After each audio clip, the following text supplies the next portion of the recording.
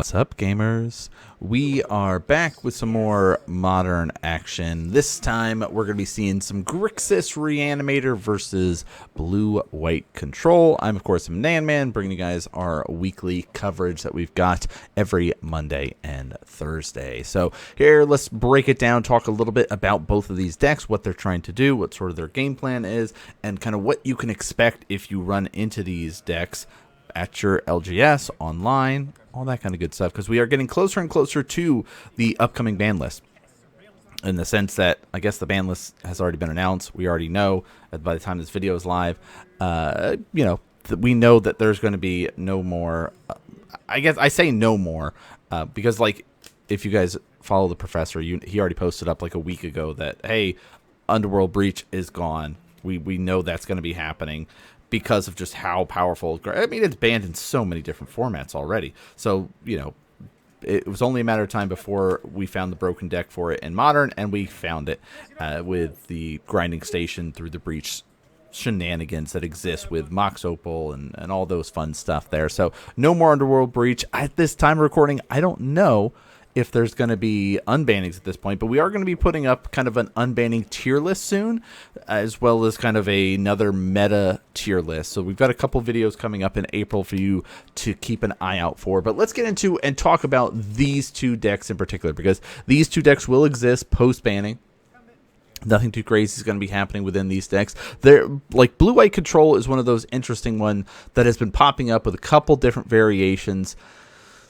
Are you going to be running energy? Are you going to be running like the Terminus route? Are you going to like the Miracles side of things? Are you just going to be running like the Isochron Scepter version of it? Like, there's so many options for it. Jeskai energy control still exists. You could, if you're running to help close out the game with a Flage or things like that.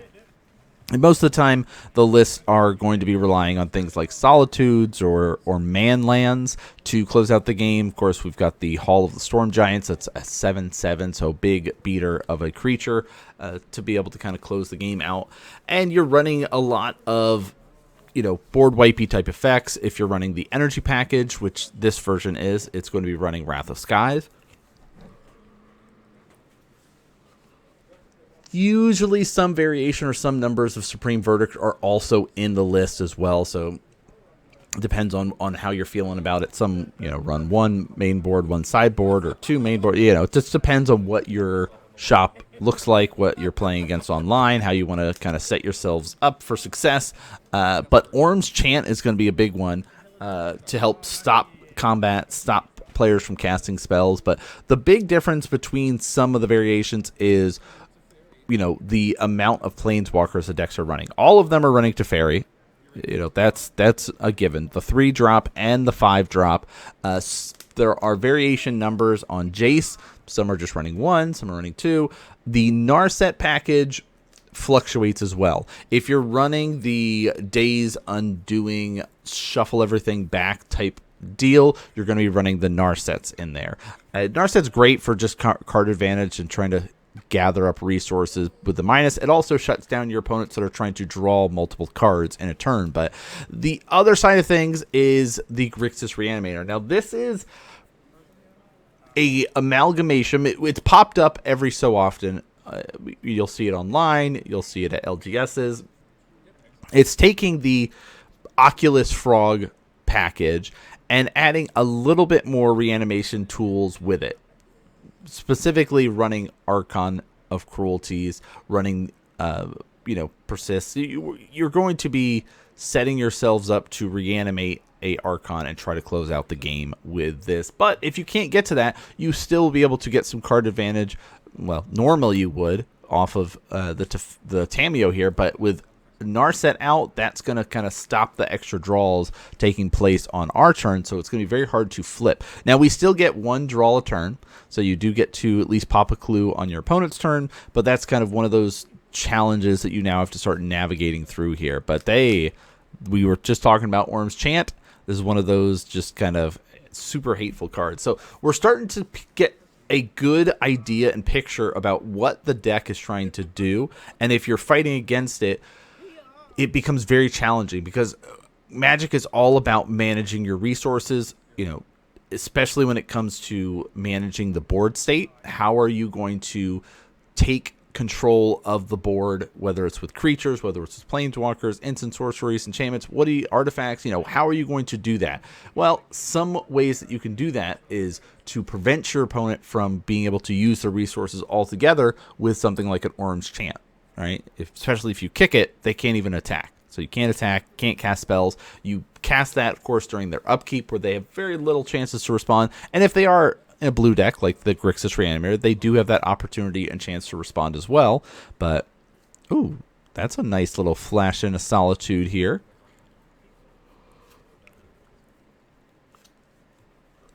Exiles Tameo. No extra draws going to be coming, no extra clues, and no extra life because Solitude will exile that, and it's based off of the creature's power. So Solitude is one of the beaters that exists within there, but you see a lot of utility lands that are also on the table and available for these players to kind of utilize if you're running a blue-white control list. I'm putting together, you guys have seen my list, and of course if you want to see more of the lists that we're featuring here, they are up on our Moxfield, links in the description. If for whatever reason a specific list is not there, leave a comment on the video. Let us know which deck that you're interested in seeing, and I'll make sure that you get that link directly. But if you're following us on Moxfield, that's another way to do it. Also, if you haven't, hit the subscribe button for the channel, because again, we do have weekly coverage for you every Monday and Thursday, and then as we get closer to summer, you'll start seeing the sprinkling of content on Saturdays as well. But now we're starting to see kind of the setup here, surveilling. We have to find an answer for the Solitude. You know, the lifelink, not as big a deal. Does become relevant, but Thoughtseize reveals a counterspell, another Narset, bird Narset there from the Bloomburrow, and then our 5 costs Teferi. So you are left with a lot of tools. Basically, you're going through this idea of, do I want to make sure my spells resolve, or do I want to disrupt your kind of advantage from planeswalkers? And I think the two choices there are the counterspell or this 5-drop Teferi. We're going to pop a clue in response. And that is good. So one of the scary parts is, you know, this Teferi not only draws us cards and untaps our lands, which allows us to be able to respond on our opponent's turn and things like that. But also the kind of -3, put target non-land permanent on their library. Like, you get to start really manipulating and doing some shenanigans. But the alt is also really scary. And if we can just kind of let this tick up uncontested, and we could even use our Solitude to start blocking, it gets really scary. So we're going to see how our Grixis Reanimator player is going to be looking to find answers in this situation. Hey, there's the Persist. That's one way to do it. Returning target non-legendary creature. It does get -1/-1 counter on it, though. So not that big a deal, though, because Archon of Cruelties is a 5/5. Very nice. So we get to do a little bit of a boom, sacrifice a creature or planeswalker, discard a card, lose 3 life. I'm going to gain 3 life. I would love to draw a card, but Narset is preventing me from being able to do that. So unable to get the draws off. So our Grixis Reanimator player kind of left with now a threat. Teferi could tuck it away, deal with it. But our goal is to try to keep upticking that. And with Sink to Stupor in hand, that is one of our lines that we're hoping to try to hit, is to kind of just bounce this away.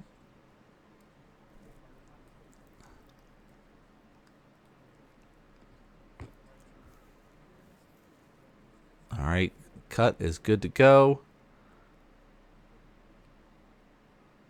Now you see a lot of the utility lands, Field of Ruin, stuff like that. Oh, okay, that'll work. We'll attempt to do another Narset, and we're going to respond and do a Consider. Let's do a Surveil and draw a card. Again, we can draw 1 card each turn, so we do get that flexibility. But the Narset out here giving our opponent extra resources is scary. And we're going to do a Spell Pierce here. So the choice of doing the Spell Pierce now is to deplete our opponent's mana, so maybe there's a chance for us to get in with the Archon without them being able to cast something. Ooh, March to the Otherworldly Light, though, becomes a bit of a problem. So we get to do some untapping here.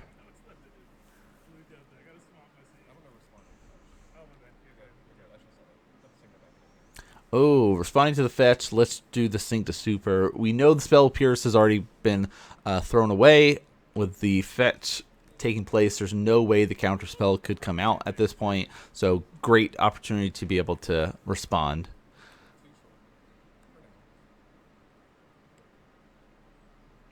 And Sync to Super bouncing at the hand is annoying. We got to try to get it back out here to get rid of one of the Planeswalkers. At this point, Narset would get blinked off probably. No Psychic Frogs yet. No other Respondent. No Oculuses at this point. Because that could be pretty nice too. Is kind of going wide a little bit with some Oculus.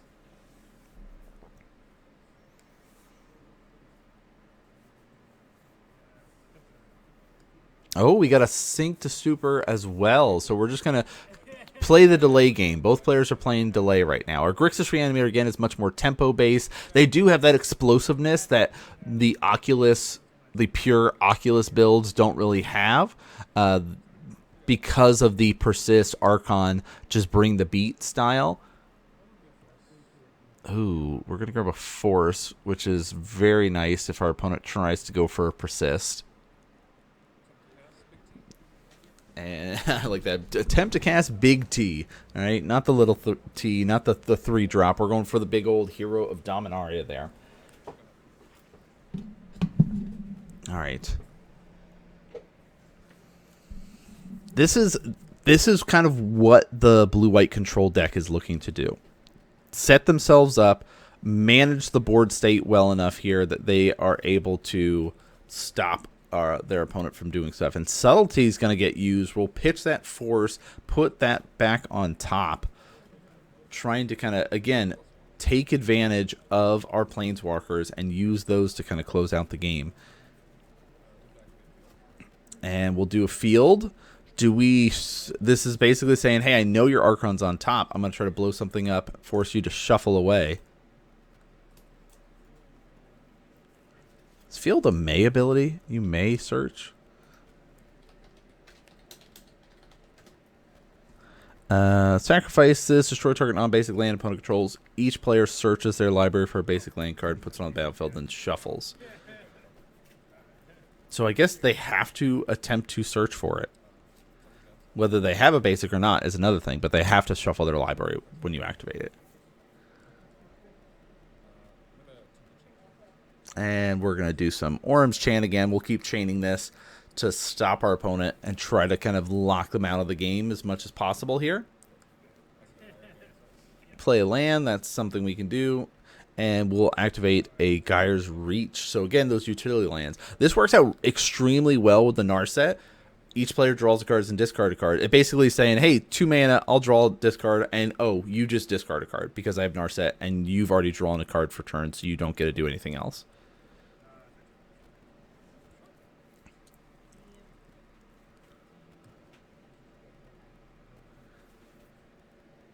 All right. Blood Crypt.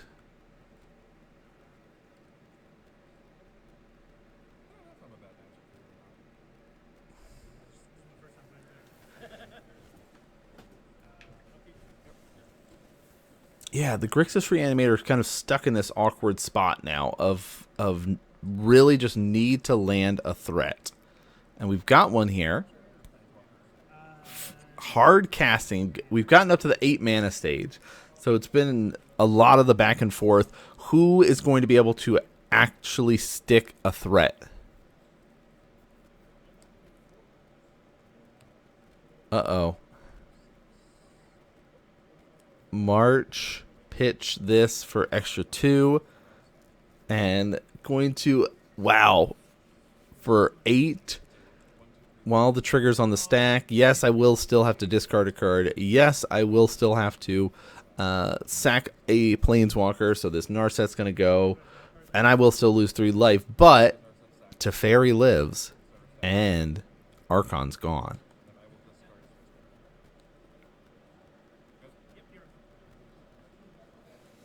Danger mode now.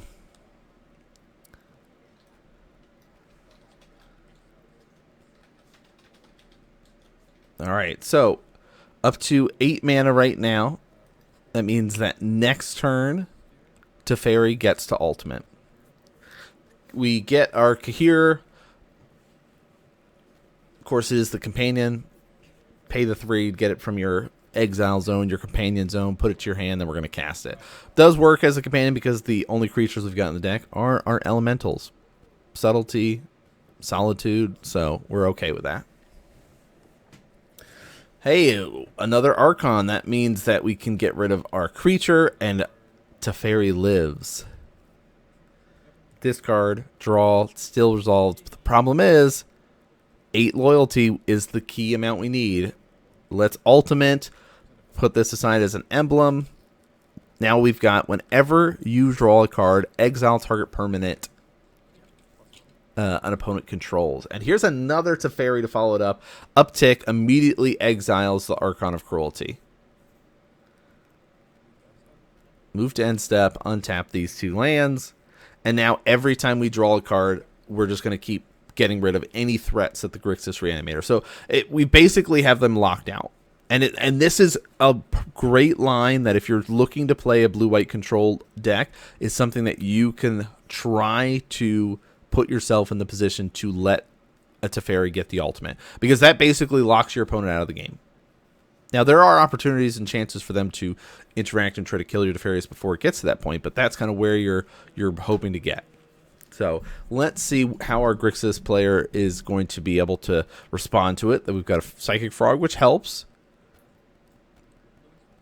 Faithless Looting, maybe we can draw into some more reanimation tools. Throw an Archon of Cruelty in the graveyard.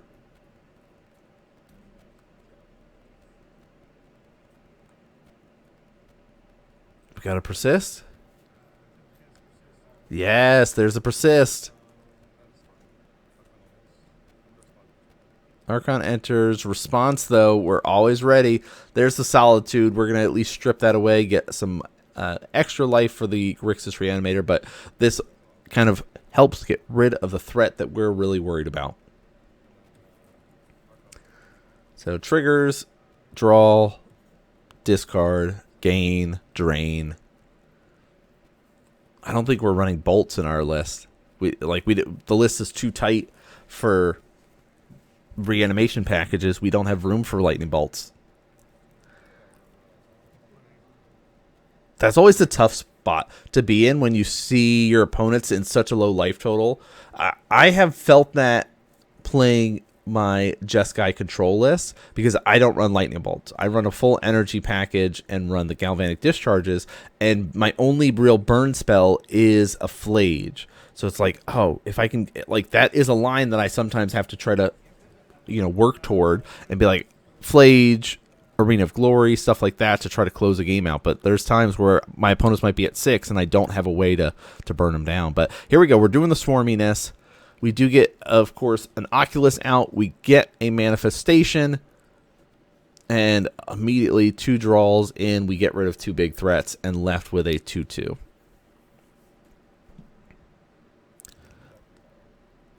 Activate Gyre. So shall we get rid of... Of course, we both discard. Yeah, get rid of the last threat. Oh, that's why you run some of these utility lands.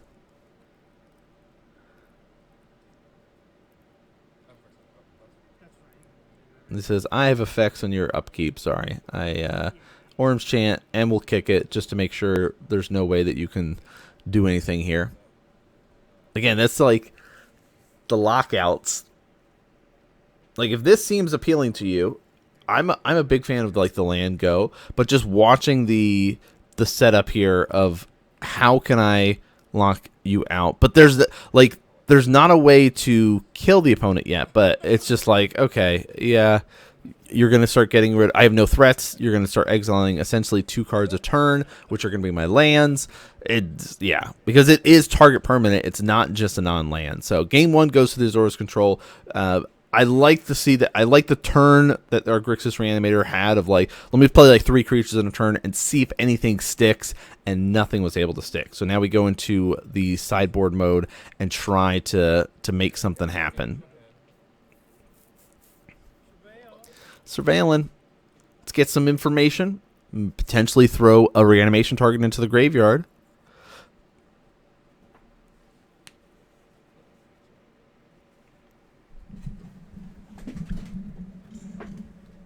Ooh, starting off with a frog. That's really nice. We didn't really get to do much with a frog last time. Oh my gosh, an immediate answer with a solitude. So this is one of those, frog can get out of hand if left unchecked. And if I don't respond to it now, I'm going to be in trouble. But we do get a little bit of a response because we pitch something to the graveyard. So we gain 2 life instead of the 1 life. But that was one of those, I need to respond to this. Wrath of Skies isn't really the play here. So utilizing that now is kind of the way to go about it. We know that there is going to be some number of reanimation stuff still available, but how quickly does our opponent deal with it when we have things like counter spells and other spells to kind of deal with it? We'll see. Oh. Let's find out. Thoughtseize met with a counterspell. Look at that sweet counterspell, too.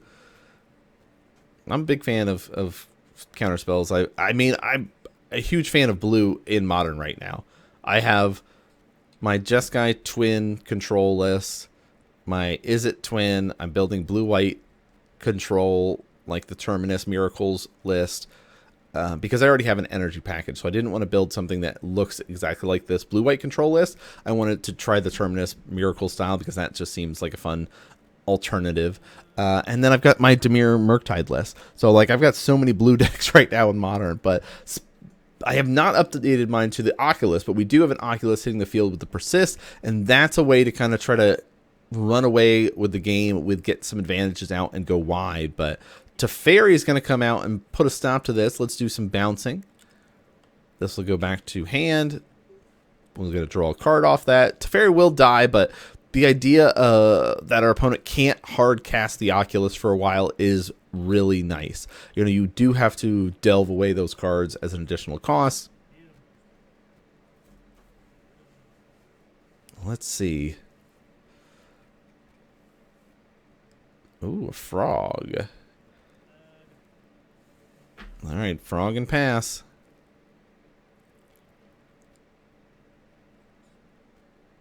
All right, we got another Solitude, so that is an option to get rid of another frog. Oh, that's an even better one. Supreme Verdict. Of course, can't be countered, and that'll destroy... Oh, a Persist there? That's not a big deal.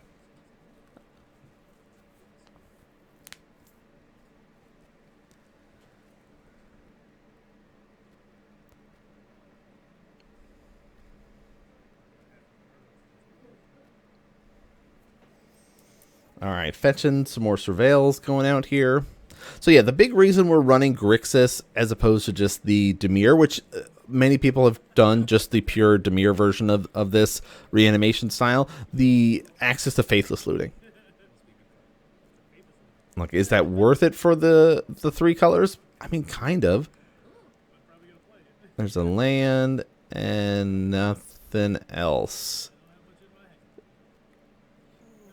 Yeah, we still have the Oculus, which we're going to try to cast here. Get rid of everything. 1, 2, 3, 4, 5. Looks like we were able to keep 1 off it. I know we still aren't showing the side, like the graveyards right now. We are still looking into getting, you know, additional supports for our camera setup here. So, you know, we appreciate everybody supporting the channel and watching the videos and sharing them and, you know, leaving the comments. Appreciate all that. Oh, Solitude going to come in, and we're not going to hard cast it here. So this is kind of a a really interesting thing that we're seeing from our blue-white control player, specifically because of the lines that they've got available to them. Because of this right here, we're going to go for this Days Undoing. Each player shuffles their hand, graveyard, and library, then draws 7 cards. If it's your turn, end the turn. Now, with the 3-drop Teferi, you can get away with casting this on your opponent's turn. All right, do, like, end step, Days Undoing. Cool, untap. Go to my turn. Like, doing this now, we had dumped our hands so much. We'd cast our Solitudes a bunch. So now we're in this, okay, time to reload our hand.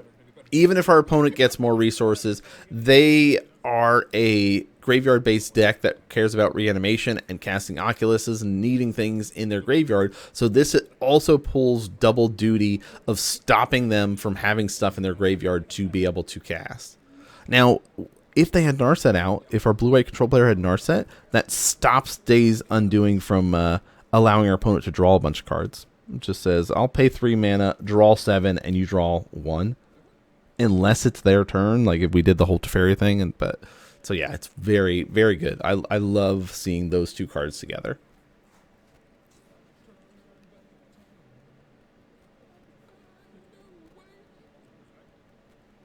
Yeah, so we can't really do much else, right? The turn is done. We just look through our hand, see what we can do, pass it on over. There's the 2 damage coming for a Reanimator player, and how are they going to be able to use their resources? Again, this is like a window of opportunity for them to try to pounce on their opponent before they get to untap with all these new cards. And we see Solitude, Jace, Wrath of Skies, Lorien Revealed, Celestial Purge, and 2 fetch lands. So, depending on what is grabbed here, gives us information about what is in hand. The important things to note is Solitude and Wrath of Skies are the scary ones. Celestial Purge is scary as well because it is a single target exile effect. So it's like, where do we go from here? Solitude makes the most sense. We've seen how annoying it can be.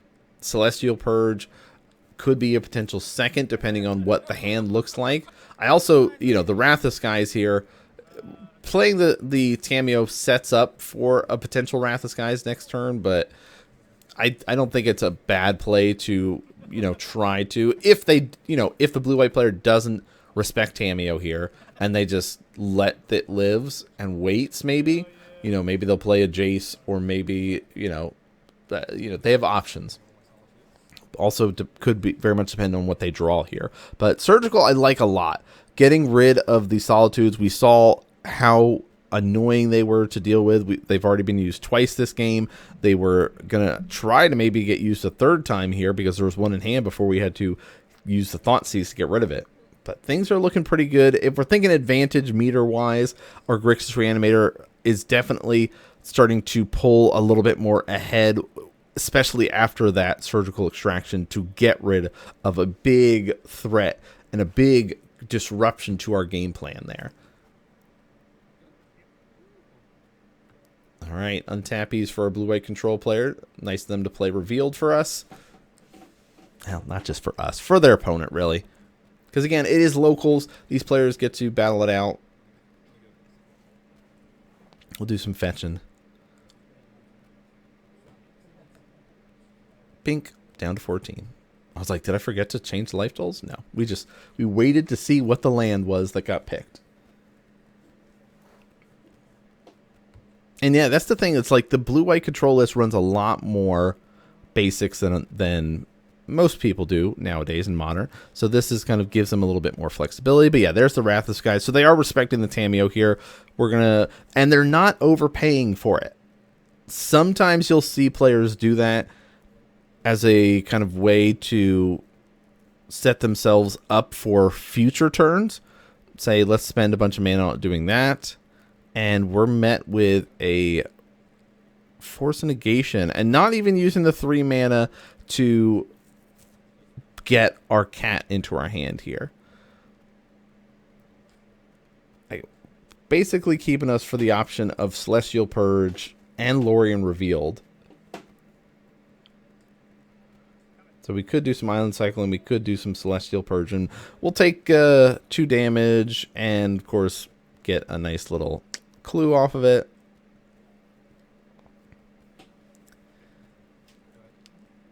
Nothing else, though.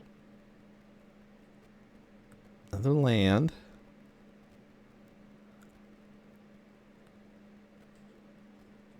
Hey, Jace the Mind Sculptor. Let's brainstorm.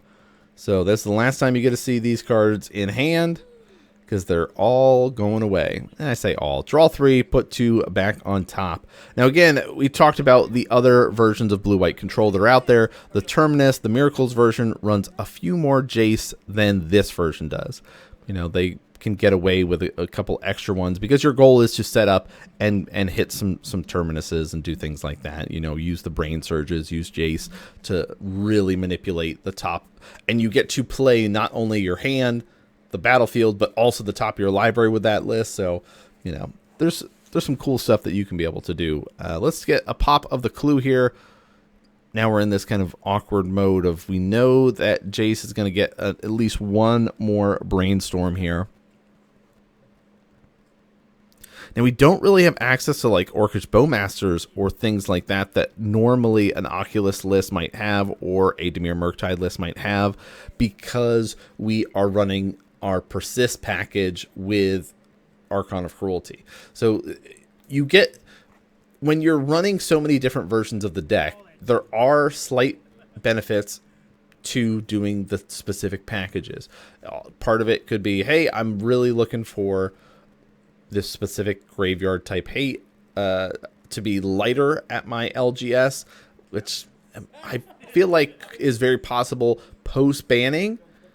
You know, after we get to see Underworld Breach go, there might be a little bit lighter on the graveyard hate, but for now, graveyard hate is still pretty prevalent. I know in my Jeskai control, Jeskai twin list, I'm running like Rest in Peace and things like that. So I would expect this blue-white control player to not be running it, though, because of the Day's Undoing. It just sort of negates that package because, you know, everything gets exiled.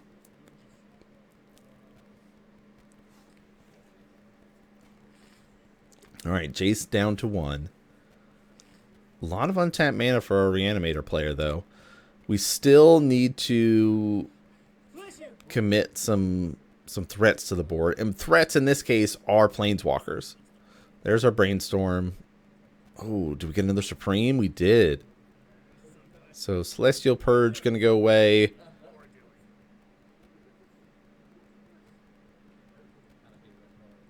Oh, wait a minute. That might have been Rest in Peace right there. So it looks like we're okay with a Rest in Peace. Maybe a 1 of or 2 of here. Supreme Verdict. Very different arts, but still Supreme Verdict nonetheless. Sink to Stupor. Let's see how committed they are to it. Sink to Stupor, get around the uncounterable effect, but we, of course, had 8 mana, so we can just hard cast it again, no problem. But I like the Sink to Stupor here. I think that's a good way to see, are you going to prioritize stuff? But that has been something nice in this match right now, is the way that we're doing things like Spell Pierces and Sink to Stupors. Yeah, they aren't like, you know, gotcha moments where we're going to lock them out of that turn. It's really just, how are you going to commit the rest of the resources you have? Are you going to sit here and do that? Oh, a Persist going to try to come down. Do we use our Force of Negation here? Pitch a counterspell to go with the Force of Negation. Yeah, less worried about the counterspell for following turns, it looks like, as long as we can keep this around. And oh, hey, here's another Surgical, and let's get rid of those Force of Negations. I like the surgical targets that we've done so far. Oh, we also have a second counterspell, an Ashiok, and our Narset Bird Mode. Most lists are not running a 4 of. It looks like, yeah, we have 2 Force of Negations in the list.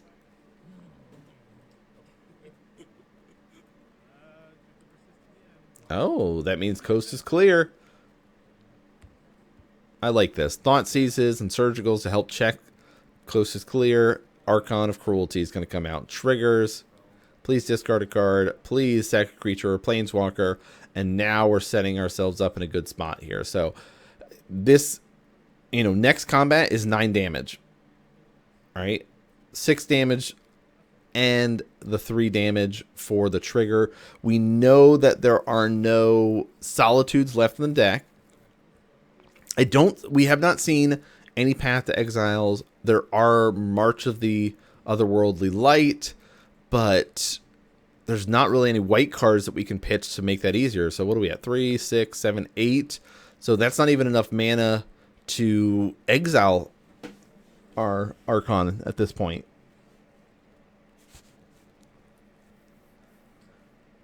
So it looks like we might be going to game 3 here. Let's see. Oh, even going for an Unearth here. Get a Tameo here. I like that. It's setting us up. We know we're going to draw extra cards next turn. We can get it flipped right away because Archon will get us basically an extra draw. Wait, just kidding. Narset's going to stop us from doing all the extra draws. Yeah, it's like, does Narset resolve? Are we fighting over it? Oh, Mystical Dispute. I like that. Again, it's like the Spell Pierce. We're taxing our opponent's resources. We know what they've got. They don't have much available, so what they get here is, Orange Chant. They just so happen to have double white left. So Orange Chant. Really, the Mystical Dispute was to try to stop Ashiok from coming out there. All right, Orange Chant on the upkeep. No combat. No spells to be cast. Do we find an answer here? Narset's going to dig. Supreme Verdict or something? Wrath of Skies. Do we have any extra energy? Oh, there's a land. 1, 2, 3, 4, 5, 6, 7, 8, 9, 10. Let's see. 3, 6, 7, 8, 9, 10. Oh my gosh. Wrath of Skies for 8. Do we have a counterspell? Do we have a way to stop this? Full tap out mode. Wrath of Skies X equals 8. No response. Everything dies. Okay, we need another reanimation spell here. Archon of Cruelties will get rid of Narset. And then our opponent is left with basically nothing. I mean, how many have we used? We got the shuffle in. Like, the shuffle happened this game of Days Undoing. Oh, man. We've seen, what, 2 persists? 1 unearth?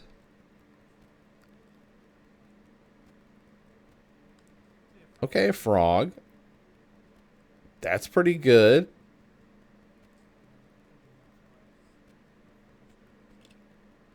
All right, Molten Collapse. Let's just get rid of that so we can draw some extra cards. And you know what? Let's do the Tameo too. It's like, why am I holding this in my hand? You already know this coming out. All right, let's see. No, back-to-back Wrath of Skies. Oh my gosh, that means that Ashiok gets to resolve. Now we got to get rid of your entire graveyard. So talk about graveyard hate. So this is kind of the reason why players don't necessarily need a Rest in Peace, because you can run something like Ashiok. This prevents players from searching their library, and you get to start exiling someone's graveyard. You know, the -1 target player mills 4 cards, and you exile all the cards in their graveyard. And if you're using that plus like a Days Undoing and stuff, where you're shuffling away, they're shuffling away, but they have so much less that they get a shuffle, you can actually just mill somebody out with an Ashiok. All right, there's 4 gone again. I can't believe the back-to-back Wrath of Skies stabilization here. All right, we have so much mana. This shows you just how long the game's been going on here. Fountain Port. We don't normally put up the lands, but I figured it'd be important to just show you the utility lands that are available for these players here. Continue with the Ashiok Mill.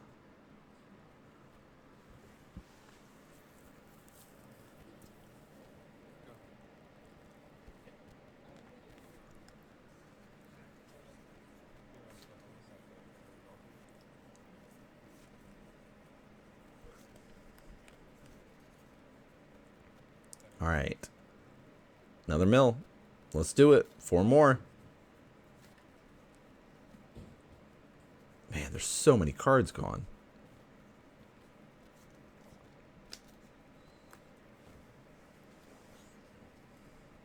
Oh, it's time. So this is one of the main ways that the deck can close out the game and win is Hall of the Storm Giants. Ward 3, 7/7 Giant is pretty scary. This is, do I get a fetch? And goes, oh, no, I can't. Because your Ashiok prevents me from searching as well. Hey, Tamiyo.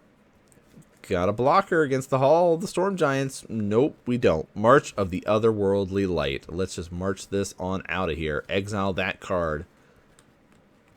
I can't believe we came back and stabilized. We had to do 2 digs with Narset, got an Aurum Chant to blanket a turn, then had to hard cast a Wrath of Skies for 8. Teferi comes out, that's nice. No minusing, we're just going to kind of help blanket and prevent our opponent from casting stuff on our turn. Again, both these games, like game 1, we got the blue-white control player to 7. Game 2, we've gotten them to 7 life. I don't know how we're going to come back from this. Oh, especially there's an Aurum Chant in hand here. Let's do another beatdown plan. Tap a tap a tap. Activate. There's 7 more. Dropping our opponent to 5. Effects on your upkeep. He says you can do some searching. Do we got anything left? I mean, there's like no cards left in the person's library. Yeah, look at that. Look at that deck. What? It's like 5 cards. Here's an Aurum Chant just in case you were going to try to do anything to stop me. I'd like to shock myself, pick this up, and shock myself again for the win there. So hands extended. Azorius control relying on Narset, relying on Aurum Chant, Wrath of Skies to control things, delay things, mess our opponent up there. So we got to see a lot of what the blue-white control list is trying to do. That, of course, is going to be featured on the channel coming up as well in the future. But we also got a couple of other really good games for you guys to be able to enjoy in the future. Some more Hardened Scales action, some more Yawgmoth action, some Jund Saga, some Is It Eldrazi stuff that we haven't showcased on the channel yet that I'm excited to show you all. Some Ruby Storm, some Knights of Reliquary, some more zombies, some Necro Dominance. So a lot of really cool stuff that is kind of in the works for people to be able to enjoy. So I hope you guys have been enjoying. We get to see a little bit more of the sideboard stuff here. You can see the Ashioks. Oh, so there was a Rest in Peace. Okay, 1 Rest in Peace, 2 Ashioks. That makes a lot of sense specifically because it's a graveyard deck, but we don't need the Rest in Peace as much compared to some of the other stuff. But that's going to do it for us here. Thanks so much for tuning in and watching. Remember, hit the follow, subscribes, share the videos with your friends, families, all that good stuff. Hope you guys enjoyed the games, and we'll see you all next game.